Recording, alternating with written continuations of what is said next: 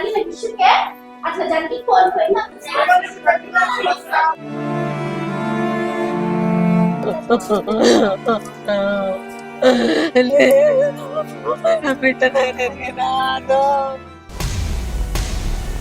Sir మీరు content కోసం నేను అడిగిన మళ్ళీ దాన్ని క్రాస్ చెక్. కంటెంట్ మాకు అవసరం లేదండి, మీరు వాస్తవం చెప్పండి. మీరు కాలేజీకి ఎందుకు వచ్చారు, మీ మీద ఆరోపణలు ఉన్నప్పుడు ఇది ప్రశ్న, మీ సమాధానం ఏంటి? I will perform my duty. నా డ్యూటీ కోసం నేను. పోలీస్ వాళ్ళే వాళ్ళకి ఫుల్ ప్రొటెక్షన్ ఇస్తున్నారు ఆమెకి. మాకేం న్యాయం జరగట్లేదు, మాకు న్యాయం జరగాలని మేము వచ్చినాం. పిల్లని కూడా గలీజ్ గా మాట్లాడిందంట ఆ రోజు. అదే డిప్రెషన్ లో ఉండి పాప చనిపోయింది. వీళ్ళు తప్పు మాట్లాడినప్పుడు డ్యూటీకి ఎందుకు రాలేదు, ఫోన్లు స్విచ్ ఆఫ్ ఎందుకు పెట్టుకోరు?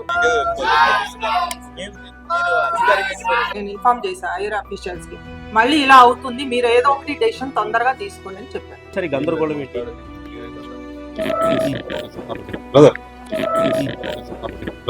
సికింద్రాబాద్ లో ఒక గవర్నమెంట్ కాలేజీలో వర్షిని చనిపోయి ఇప్పటికి 19 రోజులు అయింది. అయితే ఇప్పటి వరకు ఇన్సిడెంట్ సంబంధించి ఎలాంటి స్పందన లేదని ఒక పక్క అమ్మాయి తల్లి, మరొక పక్క బంధువులు కానీ వీళ్ళంతా కూడా వచ్చి ఇక్కడికి ప్రిన్సిపల్ ని నిలదీస్తున్నారు. ఒకసారి చూడొచ్చు, వాళ్ళ పేరెంట్స్ ని చూడొచ్చు, ఒకసారి వాళ్ళందరినీ చూడొచ్చు. 21 డేస్ అయింది ఇప్పటికి. ఒకసారి వాళ్ళ మదర్తోనే మాట్లాడదాం. అమ్మ వర్షిని, నీ బిడ్డ చనిపోయి ఇప్పటికి 21 డేస్ అయింది. ఏంటి, ఏం అడగదలుచుకున్నారు ఈ రోజు? కాలేజ్ రీఓపెన్ అయినప్పటి నుంచి రాలేదు, ఈ రోజు వచ్చింది.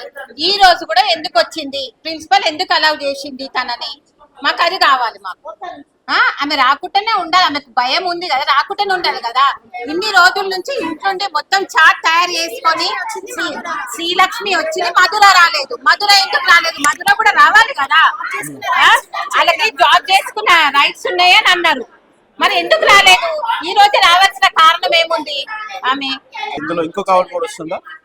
ఆమె మొన్న ఒక 1 వీక్ బ్యాక్ ఇద్దరు వచ్చి వెళ్ళిండ్రు, కానీ రాలేదని ప్రిన్సిపల్ చెప్తుంది. కానీ ఇద్దరు వచ్చి వెళ్ళిర్రు, వాళ్ళు ముసుగేసుకొని వచ్చి వెళ్ళిర్రు వాళ్ళు. మళ్ళీ ఆ తర్వాత ఈ రోజు వచ్చింది. వాళ్ళు అప్పటికప్పుడు వచ్చి ఒక 2-3 అవర్స్ ఉండి వెళ్ళిండ్రు, మళ్ళీ ఈ రోజు వచ్చింది. వాళ్ళకి రైట్స్ ఉన్నాయి, వారు గవర్నమెంట్ ఎంప్లాయీస్ కదా, వాళ్ళు వాళ్ళకి జాబ్ చేసుకునే రైట్స్ ఉన్నాయని అన్నారు. మరి ఎందుకు రాలేదు? ఈ రోజు రావాల్సిన కారణం ఏముంది? మీరు ఎందుకు వచ్చారమ్మా ఇక్కడికి? పోలీసులు పక్క దర్యాప్తు చేస్తున్నారు, మీరు ఇక్కడ రావాల్సిన అవసరం ఏంటి? పోలీస్ వాళ్ళే వాళ్ళకి ఫుల్ ప్రొటెక్షన్ ఇస్తున్నారు ఆమెకి. మాకేం న్యాయం జరగట్లేదు, మాకు న్యాయం జరగాలని మేము వచ్చినాం. మేము అంటే న్యాయం జరగడం అంటే ఏంటి? ఏం న్యాయం జరగాలి? సస్పెండ్ చేయాలా వాళ్ళని, డిస్మిసల్ చేయాలా వాళ్ళని. మధురని ఆమెని ప్రిన్సిపల్ చేయి కూడా ఉంది ఇందులో. ప్రిన్సిపల్ చేయలేదంటే ఏ పని అయితే లేదు, మాకు డౌట్ వస్తుంది. తనని కూడా చేయాలి అట్లనే యాజ్ అ రాక్ అట్లనే నించోవడం అంతే. నానా నానా అని వాళ్ళకి చెప్పడము, ఎందుకు వచ్చినా వాళ్ళకి ఎక్స్ప్లెయిన్ చేయమని చెప్తుంది మ్యాటర్. వాళ్ళేమో అసలు ఏం క్లారిటీ ఇవ్వట్లేదు. ఎప్పుడో జరిగిన మాకు తెలిసిన మ్యాటర్సే నేను ఏం అనలేదు, వాళ్ళే ఇదంతా క్రియేట్ చేసినారు, మీరు ఎక్కడైనా చెక్ చేసుకోండి అంటారు. చెక్ చేయాలంటే మేము ఎక్కడ చూడాలి అని అడిగినాను నేను. అడిగితే మీరు ఎక్కడైనా చూపించండి, అది వాళ్ళని అడగండి అంటే, నువ్వు వాళ్ళ కాళ్ళ మీద పడి ఎక్కడ చూపిస్తావో, సీసీ ఫుటేజా ఏంటా, వాళ్ళని రిక్వెస్ట్ చేసుకుని మాకు చూపి, ఇన్ కేస్ మీ మిస్టేక్ లేదంటే మేము కామ్గా వెళ్ళిపోతామని చెప్పినాను నేను. మేడం, మీరండి ఇన్సిడెంట్ లో మీ మీద ఆరోపణలు వస్తున్నాయి. లక్ష్మి గారు, మీరు అనడం వల్లే పాప చనిపోయింది అంటున్నారు, మీ వర్షన్ ఏంటి? ఇప్పటికి 19 డేస్ అయింది, 21 డేస్. ఇన్వెస్టిగేషన్ లో తెలుస్తుంది ఏదన్నా, మా కమెంట్స్ ఏమి ఉండదు ఈ విషయంలో. సార్ నేను చెప్పాల్సింది చెప్పాను. మీరు అంటున్న మాట మేడం, ఇన్వెస్టిగేషన్ లో కేసు ఉన్నప్పుడు మీరు కాలేజీకి ఎందుకు వస్తారు?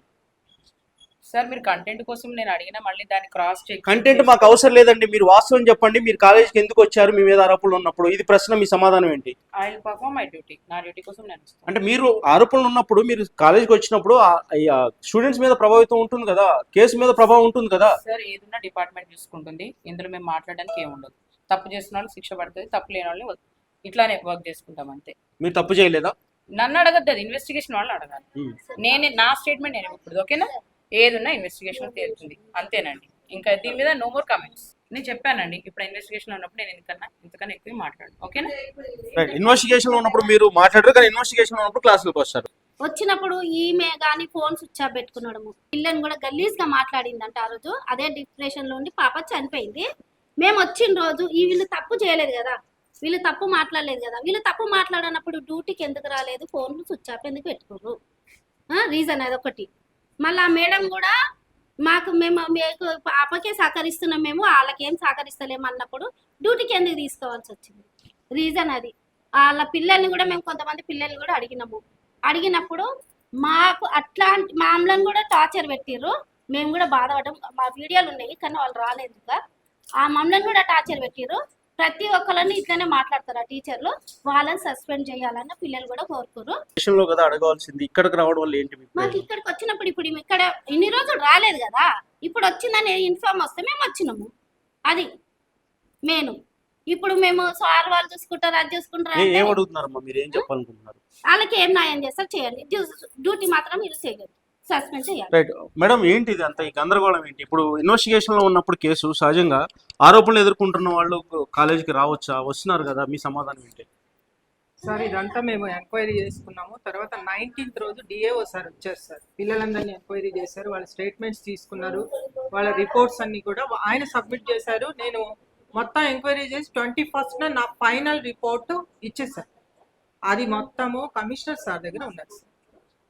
కవర్ మొత్తం ప్యాక్ చేసి సీల్ చేసి సార్ పంపించాను. అది అండర్ ఇన్వెస్టిగేషన్. ఇది గవర్నమెంట్లో ఎట్లా ఉంటుందంటే నేను ఫైనల్ కాదు, అథారిటీ నేను ఫైనల్ కాదు, నా పైన 3 స్టెప్పులు ఉన్నారు. లాస్ట్ స్టెప్ కమిషనర్ గారు డెసిషన్ సార్, అది రావాల్సింది. నా సూటి ప్రశ్న ఒకటే ప్రిన్సిపల్ గారు, మీకు అదే ఆరోపణలు ఎదుర్కొంటున్న ఆ టీచర్ ఎవరైతే ఉన్నారో లక్ష్మి, ఆవిడ ఎందుకు కాలేజీకి వచ్చారనే దానికి మీ సమాధానం ఏంటి? ఇది నాకు తెలియదు సార్. ఆమె ఎంప్లాయ్ కాబట్టి నేను రమ్మని చెప్పను, వద్దని చెప్పను సార్. పోలీస్ ప్రొటెక్షన్తో మార్నింగ్ వచ్చారు. అది మార్నింగ్ పోలీస్ ప్రొటెక్షన్ వచ్చినప్పుడు ఆమె ఎఫ్ఆర్ఎస్ వేసుకున్నారు. దానికి నేను as per rule and objection చెప్పడానికి ఉండదు సార్. కావాలంటే ఇప్పుడు నేను ఇన్ఫార్మ్ చేశాను హైయర్ అఫీషియల్స్కి, మళ్ళీ ఇలా అవుతుంది, మీరు ఏదో ఒకటి డెసిషన్ తొందరగా తీసుకోండి అని చెప్పాను. మీ ఇన్వెస్టిగేషన్ లో ఏం తేలిందండి? నిజంగా పొరపాటు జరిగిందా? ఏమని అదంతా అంటారు, అది మేము చెప్పడానికి లేదు సార్. పైన వాళ్ళు డెసిషన్ తీసుకోవాలి. నా report, DAO sir report, 3 men committee report, special officer, ఇంతమంది ఇన్వెస్టిగేషన్ చేశారు కాబట్టి అది వాళ్ళు పద్ధతి ప్రకారం చేస్తారు సార్. అది నేను చెప్పలేను కదా సార్. రైట్, ఇప్పుడు వీళ్ళు ఏం డిమాండ్ చేస్తున్నారు, మిమ్మల్ని ఏం అడుగుతున్నారు వాళ్ళ పేరెంట్స్ వాళ్ళని రానియద్దు అంటున్నారు సార్. మరి అది నేను చెప్తాను, మీరు వెళ్ళగానే సార్లకి చెప్తాను ఏం చేస్తారని. రైట్, ఇది ప్రిన్సిపల్ వర్షన్. అంటే నేను వాళ్ళని వద్దని చెప్పలేను, రమ్మని చెప్పలేను, కానీ అయితే ఆ ఇన్సిడెంట్లో వాస్తవంగా ఇప్పటికే ఆ విచారణ పూర్తయింది.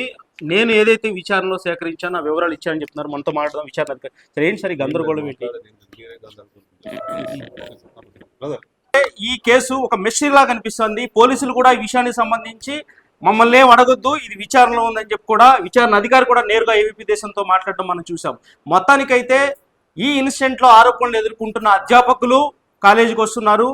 ఇదే ఆగ్రహం ఆ తల్లిదండ్రుల్లో కనిపిస్తుంది. ఇప్పటికి 21 రోజులైంది. వర్షినికి న్యాయం ఎప్పుడు జరుగుతుందని చెప్పి కూడా బాధితులు వారి తల్లిదండ్రులు డిమాండ్ చేస్తున్నారు. శేషు ఏబీపీ దేశం, సికింద్రాబాద్.